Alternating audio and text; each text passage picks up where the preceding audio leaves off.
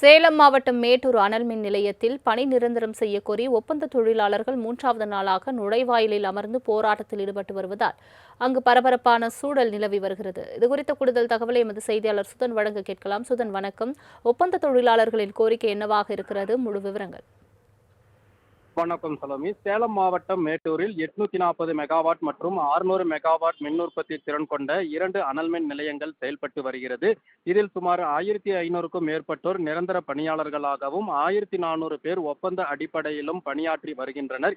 இந்த நிலையில் ஒப்பந்த அடிப்படையில் பணியாற்றி வரக்கூடிய தொழிலாளர்கள் கடந்த சில ஆண்டுகளாகவே தங்களுக்கு பணி நிரந்தரம் வழங்க வேண்டும் என வலியுறுத்தி தொடர் போராட்டங்களில் ஈடுபட்டு வருகின்றனர். குறிப்பாக கடந்த ஆட்சி காலத்தின் போதும் கூட திமுக தனது தேர்தல் அறிக்கையில் தெரிவித்திருந்தபடி தங்களுக்கு பணி நிரந்தரம் வழங்க வேண்டும் என தொடர் போராட்டங்களில் ஈடுபட்டு வந்தனர்.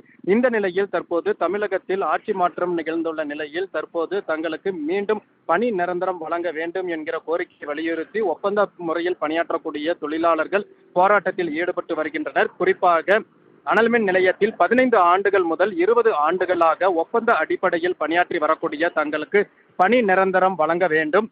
மின் வாரியமே நேரடியாக தங்களுக்கான ஊதியத்தை வழங்க வேண்டும். சம ஊதியத்திற்கு சம வேலைக்கு சம ஊதியம் வழங்க வேண்டும் என்பது உள்ளிட்ட கோரிக்கைகளை வலியுறுத்தி இந்த போராட்டமானது நடைபெற்று வருகிறது. குறிப்பாக நேற்று முன்தினம் தொடங்கிய இந்த தொடர் வேலை நிறுத்த போராட்டம் என்பது தற்போது 3வது நாளாக நடைபெற்று வருகிறது.